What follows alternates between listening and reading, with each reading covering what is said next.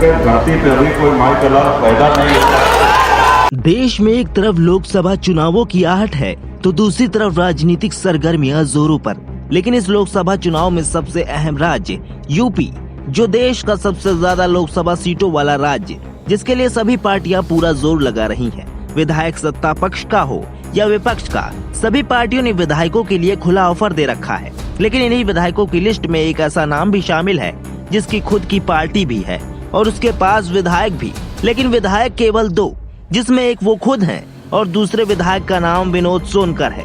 लेकिन इसमें सबसे बड़ा सवाल ये कि आखिर इस विधायक के पास ऐसा क्या है जिसके लिए सभी पार्टियों ने इसे खुला ऑफर दे रखा है, जिसके रसूख की कहानी हर दूसरे शख्स की जुबान पर होती है। सरकार किसी की भी हो, लहर किसी की भी हो, पार्टी किसी भी दिग्गज नेता की हो, लेकिन उसकी सीट पर जीत दर्ज करना लोहे के चने चबाने के बराबर है।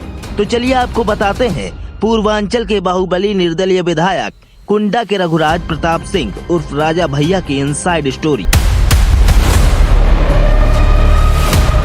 देश में राज उत्तर प्रदेश और उत्तर प्रदेश का वो क्षेत्र जिसका नाम सुनकर जहन में बाहुबली, माफियागिरी की कहानियां याद आ जाती हैं। और उन्हीं बाहुबलियों में एक नाम है रघुराज प्रताप सिंह उर्फ राजा भैया का, जिसको गुंडा बताने वाले भी मंत्री पद देने से नहीं चूकते। और इस बार भी कयास लगाया जा रहा है कि इतिहास दोहराया जा सकता है। ऐसा इसलिए क्योंकि लोकसभा चुनाव से पहले राजा भैया एक बार चर्चा का केंद्र बने हुए हैं, और ऐसा इसलिए क्योंकि रघुराज का रिश्ता बीजेपी और सपा के साथ अतीत से ही गलबहियों वाला रहा है। दोनों ही पार्टियों की सरकार में राजा भैया निर्दलीय चुनाव जीतने के बाद भी मंत्री बने हैं। बता दें कि रघुराज प्रताप सिंह प्रतापगढ़ जिले के कुंडा की भद्री रियासत से आते हैं। उनके पिता उदय प्रताप सिंह इस रियासत के राजा हैं।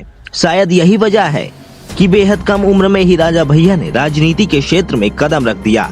लेकिन उनके इस फैसले में उनके पिता ने उनका समर्थन नहीं किया और इसकी झलक देखने को भी मिलती है। ऐसा इसलिए क्योंकि रघुराज प्रताप सिंह कुल 7 बार विधायक बन चुके हैं, लेकिन एक भी चुनाव में उनके पिता ने उनके लिए वोट नहीं मांगा। हालांकि पिता के विरोध के बाद भी रघुराज प्रताप ने अपना फैसला नहीं बदला और पहली बार उन्होंने साल 1993 में कुंडा सीट से निर्दलीय चुनाव लड़कर जीत दर्ज की। इसके बाद उनकी जीत का सिलसिला लगातार जारी रहा।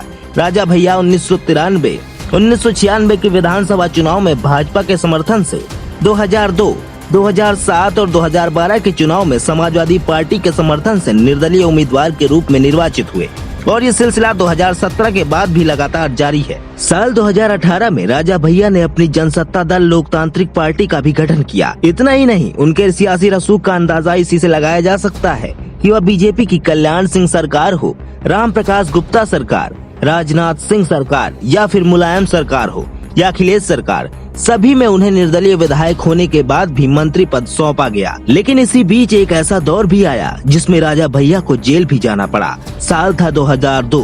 सूबे की कमान उस समय की तत्कालीन मुख्यमंत्री मायावती के हाथ में थी। मायावती ने पद पर रहते हुए राजा भैया को आतंकवादी घोषित कर दिया था। उन पर पोटा के तहत मुकदमा दर्ज करके उन्हें जेल में डाल दिया गया, जिसके चलते उन्हें 11 महीने तक जेल में ही रहना पड़ा। हालांकि सरकार बदलते ही सपा जैसे ही सत्ता में आई, मुलायम सिंह यादव ने सीएम बनते ही राजा भैया पर लगे पोटा एक्ट को हटवाकर उन्हें जेल से छुड़वाया और मायावती पर पोटा कानून के गलत इस्तेमाल का आरोप लगाया। इतना ही नहीं, मुलायम सिंह ने राजा भैया को मंत्री पद भी दिया, जिसके चलते सपा और जनसत्ता दल लोकतांत्रिक के रिश्ते और मजबूत हो गए। लेकिन रिश्तों में दरार 2019 में आई, जब मायावती के साथ गठबंधन वाली सपा के राज्यसभा उम्मीदवार को वोट देने से राजा भैया ने इनकार कर दिया था। इससे अखिलेश काफी नाराज हुए थे और उन्होंने कुंडा में राजा भैया के खिलाफ न सिर्फ सपा प्रत्याशी खड़ा किया बल्कि उसके लिए चुनाव प्रचार भी किया। उस वक्त भी कुंडा में कुंडी वाले बयान को लेकर अखिलेश और राजा भैया के बीच जबरदस्त खींचतान देखने को मिली। लेकिन इन सब उतार चढ़ावों के बाद भी रघुराज प्रताप सिंह का रसूख कम नहीं हुआ और इसी रसूख के चलते एक बार फिर यूपी की राजनीति में राजा भैया को लेकर खींचतान मची हुई है। चाहे बीजेपी हो या सपा, सभी कुंडा के विधायक को अपने पाले में करने की जुगत में लगे हैं। इसका एक कारण लोकसभा चुनाव के अलावा 27 फरवरी को होने वाले राज्यसभा चुनाव भी हैं। वह राजनीतिक जानकारों का कहना है कि बेशक रघुराज प्रताप सिंह का रिश्ता बीजेपी और सपा से लगभग एक सा ही रहा हो, लेकिन कहीं न कहीं रघुराज सपा के साथ ही जा सकते हैं। सपा और जनसत्ता दल लोकतांत्रिक के बीच गठबंधन हो सकता है, ऐसा उनके बयान के चलते कहा जा रहा है। दरअसल राजा भैया ने सपा अध्यक्ष नरेश उत्तम पटेल और बीजेपी प्रदेश अध्यक्ष भूपेंद्र चौधरी से मुलाकात को लेकर बयान दिया, जिसमें उन्होंने साफ तौर पर सपा में जाने का इशारा भी किया है। उन्होंने बयान देते हुए कहा, मैंने 28 सालों में 20 साल समाजवादी पार्टी को दिए हैं। मेरे लिए समाजवादी पार्टी पहले है, मेरे लिए कोई राजनीतिक पार्टी नहीं है। राजा भैया के साथ सपा प्रमुख अखिलेश यादव ने भी फोन पर बात की है। साथ ही सपा प्रमुख ने राजा भैया को खुला ऑफर दे दिया है। अखिलेश यादव ने कहा कि अगर राजा भैया साथ आना चाहते हैं तो उनका स्वागत है।